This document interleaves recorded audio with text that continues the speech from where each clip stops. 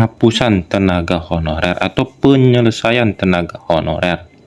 Nah, tenaga honorer tersebut bakal diganti menjadi, ia menjelaskan atau Bapak Menpan RB menjelaskan pengganti honorer berdasarkan Undang-Undang Nomor 20 Tahun 2023 tentang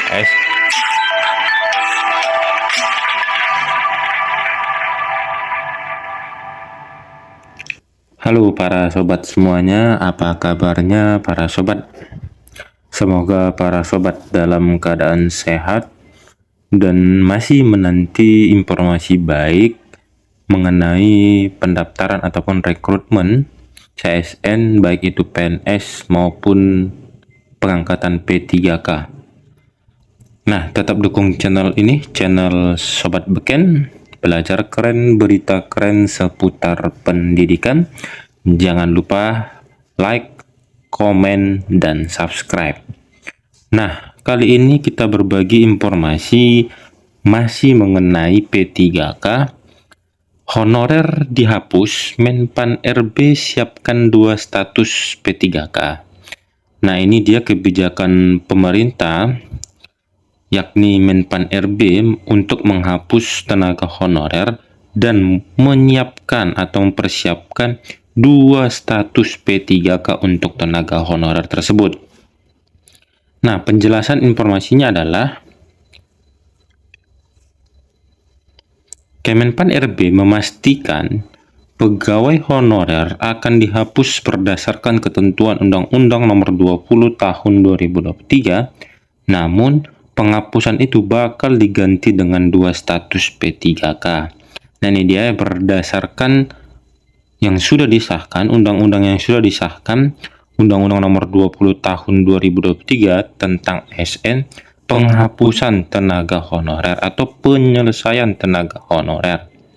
Nah, tenaga honorer tersebut bakal diganti menjadi P3K di tahun 2024, yakni dengan 2 status P3K.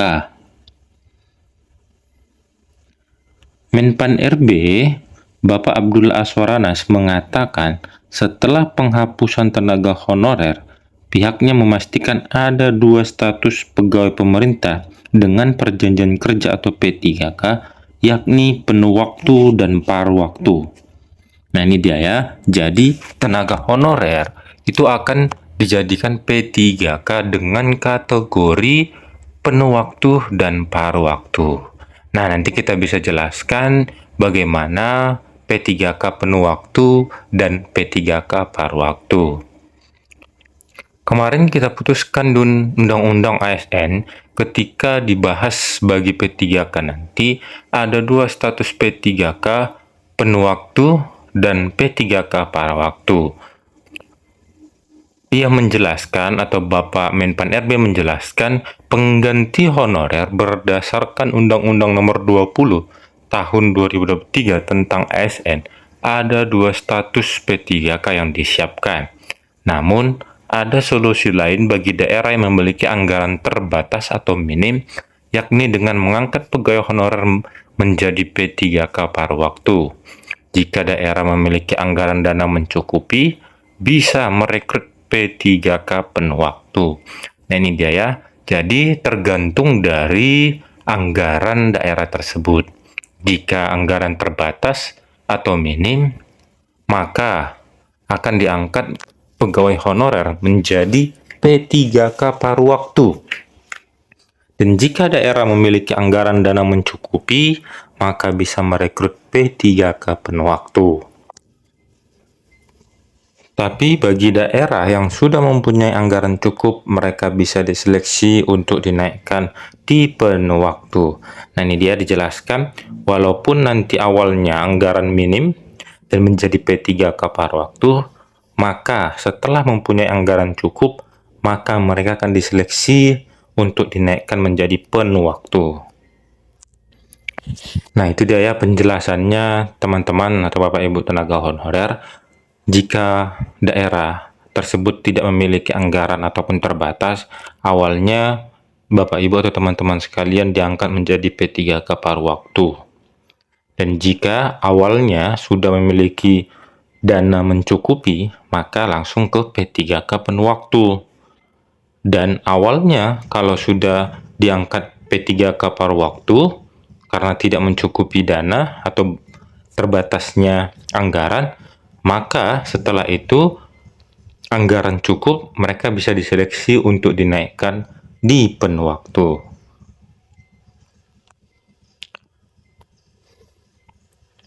Bapak Aswaranas pun berharap dengan adanya kebijakan yang diambil oleh pemerintah tersebut, para tenaga honorer bisa dialihkan statusnya ke P3K sehingga tidak ada pemecatan terhadap tenaga honorer. Dengan status yang beralih ini, honorer tidak di PHK atau pemutusan hubungan kerja. Bapak Aswaranas juga menegaskan pemerintah daerah sudah dilarang untuk melakukan perekrutan tenaga honorer mulai tahun ini.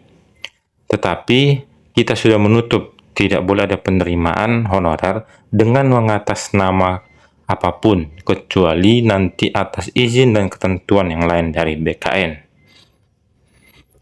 Dengan status yang beralih dari tenaga honorer menjadi P3K paruh waktu atau penuh waktu dan ataupun pengangkatan P3K 2024, sudah dipastikan tenaga honorer itu tidak akan terjadi pemutusan hubungan kerja. Nah, ini dia ya P3K paruh waktu atau penuh waktu.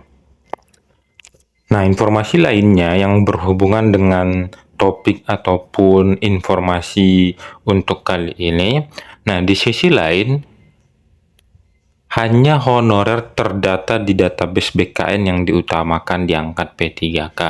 Jadi teman-teman tenaga honorer, agar kita diangkat menjadi P3K penuh waktu ataupun paruh waktu, nah kita harus terdata di database BKN. Jadi itu yang harus kita perhatikan ataupun kita simak. Jika kita terdata di database BKN, maka kita diprioritaskan menjadi ataupun diangkat P3K, baik itu P3K paruh waktu ataupun penuh waktu. Nah, jadi silahkan honorer mengecek namanya pada website. Oke, ini dia ya, verip_non-asn.bkn.go.id. Nah, kita bisa mengecek nama kita pada website ini. Selanjutnya, telah ditegaskan oleh Menteri Pan-RB Bapak Anas memuat 6 kriteria berdasarkan kelompok kerja yang terverifikasi BKN. Nah, ini dia ada 6 kriteria berdasarkan kelompok kerja atau Pokja yang terverifikasi BKN. Nah, 6 kriteria ini apa saja? Nah, ini kita akan jelaskan selanjutnya.